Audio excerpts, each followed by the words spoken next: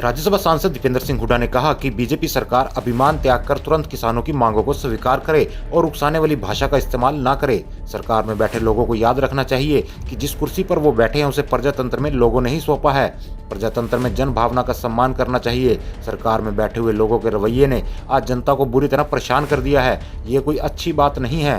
दीपेंद्र हुड्डा ने कहा कि सरकार जितनी जल्दी किसानों की मांग मान ले उतना अच्छा है। जिद पर अड़कर प्रदेश को अराजकता की ओर न धकेले।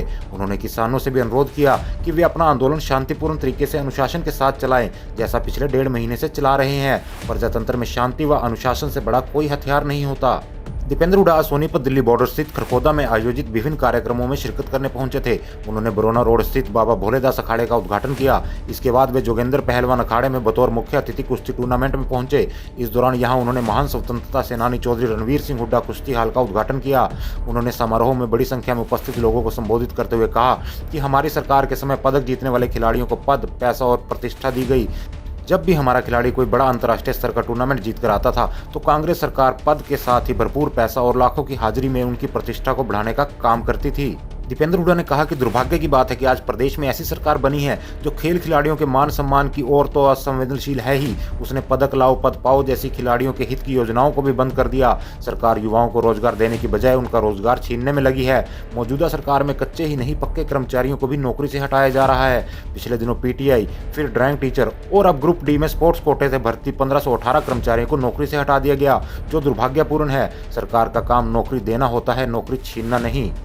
सांसद दीपेंद्र ने बताया कि हाल ही में CMIE यानी centre for monitoring Indian economy की ताजा रिपोर्ट में सामने आया है कि हरियाणा बेरोजगारी में फिर से टॉप पर है। दिसंबर महीने की रिपोर्ट बताती है कि हरियाणा में बेरोजगारी दर 32.5% है, जो पूरे देश में सबसे ज्यादा है। इसका मतलब है कि प्रदेश में हर 3 में से 1 हरियाणवी बेरोजगार है। ये पूरे देश की औसत बेरोजगारी दर से करीब 4 गुना ज्यादा है। मौजूदा सरकार ने हरियाणा को अपराध, दंगे, नशे और बेरोजगारी में टॉप पर पहुंचा दिया है। दीपेंद्र हुड्डा ने कहा कि कांग्रेस की हुड्डा सरकार ने खिलाड़ियों के हित की खेल नीति बनाकर हरियाणा को खिलाड़ियों की खान बना दिया था। इस अनूठी खेल नीति के तहत उन्होंने गांव-गांव में खेल स्टेडियम तैयार कराए, खिलाड़ियों को सुविधाएं मुहैया कराई, उन्हें प्रोत्साहित किया।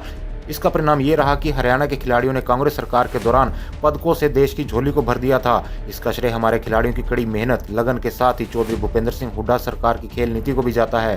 हुड्डा सरकार के समय पदक लाओ पद पाओ की नीति के तहत लगभग 79 DSP और करीब 500 इंस्पेक्टर, सब इंस्पेक्टर सीधे भर्ती किए गए थे। हल्ला बोल हरियाणा।